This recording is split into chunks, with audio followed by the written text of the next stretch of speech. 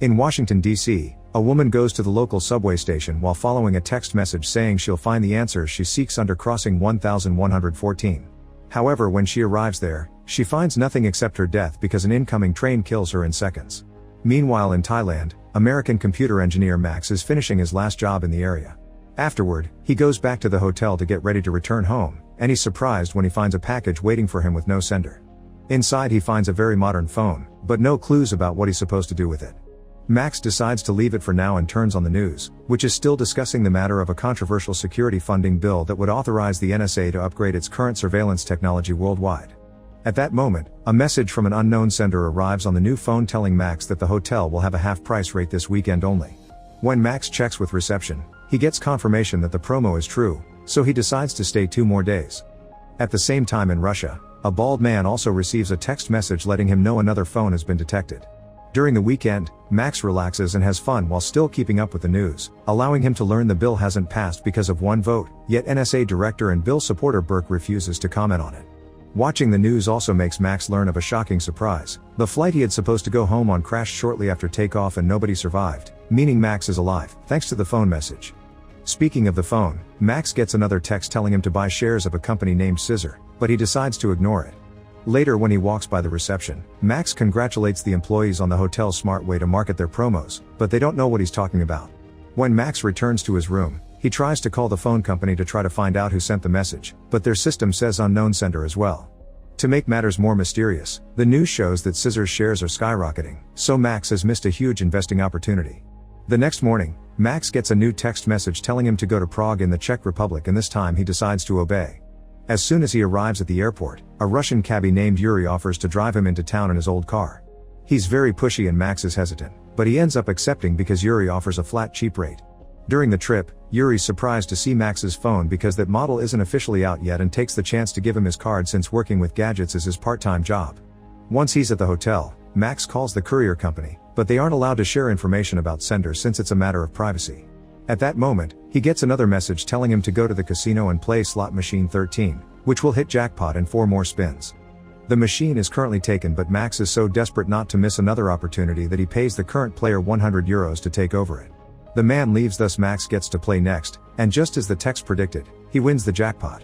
Since the casino has security cameras everywhere, this whole exchange is noticed by the security team and leader John orders his men to keep an eye on Max. Next, Max gets a message to go to blackjack table 6, and he exchanges his prize for chips to bet it all as the text says, earning him another win. John notices Max looking at his phone while he plays, so he sends one of his security guards to tell Max that phones aren't allowed in the casino. Not willing to give up this opportunity just yet, Max calls Yuri to see if he can help him find a way to access the texts without carrying the phone with him. Yuri accepts to help, but it'll take a few hours, so Max returns to the hotel where he finds a couple arguing in the corridor. Camilla seems to want to get away from a crazy man and Max comes in her defense, which earns him a punch from the guy that knocks him out. As soon as Max is unconscious, Camilla reveals it had all been an act and clones his phone's SIM card before waking him up. With the other guy gone, Max takes the chance to flirt with Camilla and they agree to talk later. Meanwhile, John's team discovers there's no record of Max's messages in any system, which shouldn't be possible. Back to Max, he meets with Yuri again, who installs a Bluetooth text-to-speech transmitter on his phone, allowing Max to go into the casino with only an earpiece. Yuri's also impressed by the anonymous texts since they're hiding the sender, and Max wonders if he can find out who sent them, but unfortunately that requires a level of hacking that Yuri can only do in Moscow, where he has all his advanced equipment and connections. Max returns to the casino and following the instructions in his ear, he manages to win again. Seeing this on the security cameras, John and his men go after him, chasing him through the building. Just when he's about to make it outside, Max is blocked by Special Agent Dave from the FBI, who arrests Max on the spot. John tries to stop him, claiming Max is their guy, but Dave doesn't listen and takes him away while reminding John he isn't an agent anymore. Moments later, Max is taken to an abandoned warehouse, where Dave interrogates him about the phone by threatening him with his gun. Max swears he doesn't know anything and Dave believes him, so he leaves him alone for a while. Afterward, John arrives at the same building, having used his resources to find out where Dave is hiding. Seeing as John won't leave without answers, Dave shares the information he has. They're investigating people receiving financial tips via text messages. All the recipients are American, but otherwise they seem random. The first one was an executive at a major credit bureau, the second was a realtor, and the third one was the woman from the subway station, who turns out to be an IT administrator at the Department of Defense. In fact, one of the messages asked her to shut down the firewalls to the Pentagon servers. The sender is always untrackable, and the receipts can't be interrogated because they all died in suspicious circumstances. They found Max in advance thanks to the FBI working with Burke's advanced spying system, which allowed them to intercept the texts. John and Dave agree to work together, and Max joins as well to avoid being sent to jail. Dave will keep the phone for the night, and Max mustn't leave the hotel for the sake of his own safety. The next day, John goes to see Mueller, the casino owner, who orders John to use as many resources as necessary to find the person behind those texts. Meanwhile, Dave calls Burke, who agrees to go live with his tracking system in 3 hours.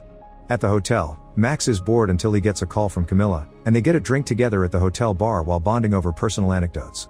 Unfortunately, their little date is interrupted by John and Dave, who have come to pick up Max in order to start a plan. They've isolated the trace and now they need 3 messages for a lock, so Max will have to follow the instructions as usual until it's done. To achieve this, John gifts Max some extra chips to get him started. Max returns to the casino and bets it all, but this time, he loses and receives a message explaining this has been a warning. If he turns off the phone again, he'll be killed. This sounds like a disaster, but the texts are enough for Burke's men to track the location of the sender to Maryland, USA.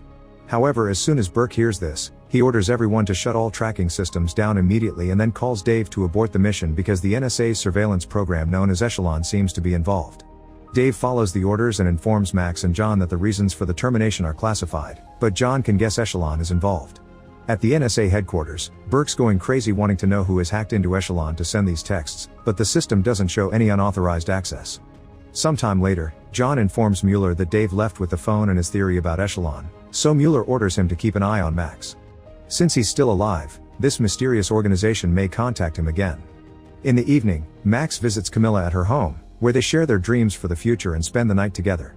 The following morning, while Max is distracted, Camilla gets a phone call that reminds her to keep Max busy and inside the apartment. In the meantime, the phone gets a text with an address, so Burke orders Dave to send an agent pretending to be Max. Dave doesn't think they can trick the texter like this and he turns out to be right. When the agent reaches his destination, he's killed in a car crash caused by someone manipulating the stoplights. Back to Max, he's keeping himself busy by researching Echelon, which allows the NSA to intercept every phone call and email citizens send. The update that wasn't approved by Congress would have allowed them to put a camera in every person's home too. Wanting to distract him, Camilla gets affectionate and mentions Omaha, Max's hometown, which he never told her about. Heartbroken, Max realizes Camilla is working for someone, but before they can discuss things, Camilla notices a sniper on a roof across the street and pushes Max to the ground before he's shot. There also are mercenaries coming up the stairs that Camilla can see on her security camera, so she hides Max in the bathroom while trying to recover the gun she's hidden under the kitchen table. This allows the sniper to see her and hurt her arm with a shot, causing Camilla to decide to abandon the gun and stab the door with a fire poker before hiding. The stabbing is successful and one of the mercenaries dies, but the other still makes it inside and hears Max making noise in the bathroom. To save Max, Camilla risks running through the apartment while dodging the sniper's fire and jumps on the mercenary to start a fight.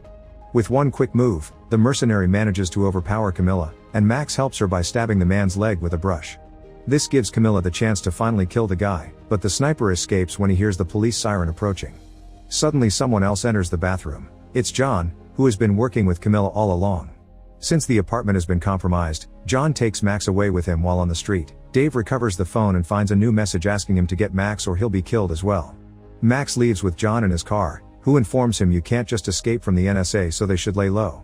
However, Max gets an idea. He wants to go to Moscow and see Yuri, who may have a way to analyze his SIM card. John refuses, thinking they can't trust some random guy, but Max convinces him by pointing out Russia has more advanced systems than the USA and they don't have anywhere else to go anyway. Fortunately, John has the cloned SIM card information Camilla acquired, and he can ask Mueller for safe traveling to Russia. As soon as they make it to Moscow, Burke's spying system tells him of their location and he sends Dave after them. John and Max visit Yuri, who swears he knows nothing after John threatens him and promises to get the job done in 3 hours. Afterward, John and Max go for a walk through the city, and Max gets to hear why John left the FBI. He was against Burke's tracking policies and talked too much. 3 hours later, when they return to Yuri's place, they discover nobody accessed Echelon to send the messages. They were sent by Echelon itself. All the texts it sent had information from its power to spy on everything. It knew the flight would crash because it intercepted the fuel analysis. It knew about scissors stocks thanks to reading the owner's messages with its stockholders, and everything in the casino it could guess thanks to the fast way it could count cards and keep track of the moves in the slot machines. Their conversation is suddenly interrupted by the arrival of the FBI, so John and Max run through the back door and steal a van from a neighbor in order to escape. This triggers a car chase throughout the city that ends when John and Max take a wrong turn and end up cornered in front of a passing train. Fortunately, John has a weapon, and as soon as Dave leaves his car, John shoots and makes the vehicle explode. Dave gives the phone back to Max and admits they need him because Echelon will only talk to him. Not even Burke can touch him now. The NSA also knows Echelon is sending the messages, thus after Max threatens him with his own gun, Dave swears he's on his side and gets Max to agree to help. The next message includes the address of the first computer job Max ever did, so the trio flies to Omaha.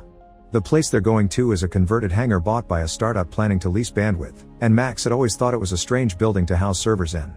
The potential clients hadn't liked it either. The company was sold at an auction before it even opened, the place hasn't been entered since the sale, and they can't find the current owner. Once they arrive, the FBI blows up the door to gain access to the building, which is empty except for the servers.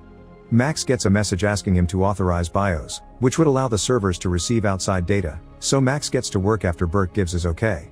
Thanks to Max's admin password, they gain quick access to the servers only to find them completely empty.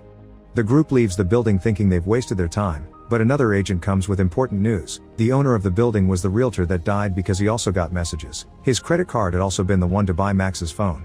Getting suspicious, Max goes back into the building and discovers Echelon is leaving its home computer and moving into these servers. This means Burke doesn't have power over it anymore.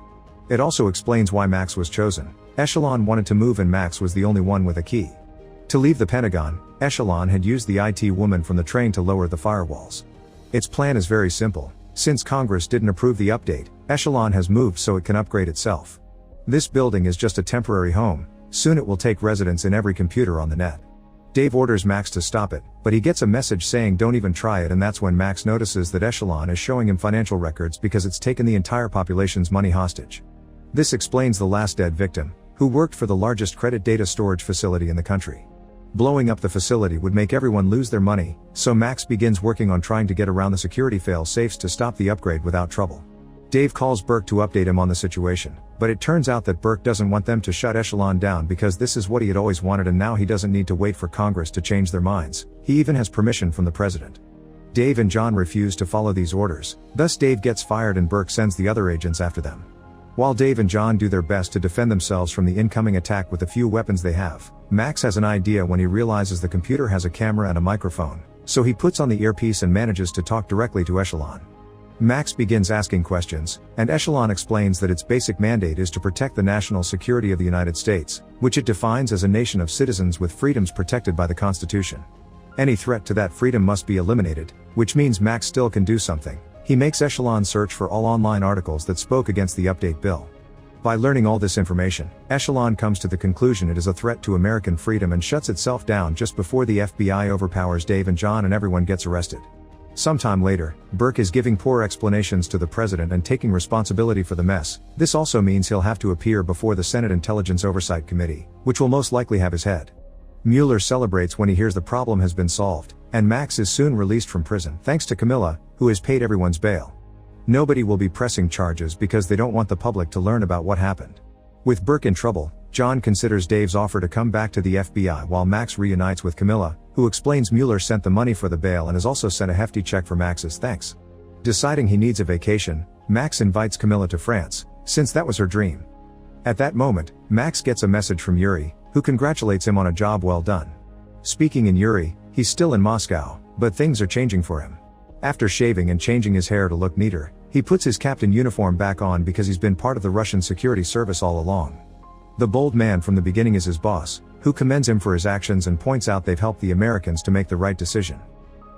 Make sure to subscribe and turn on notifications so you can watch more videos like this. Thanks for watching.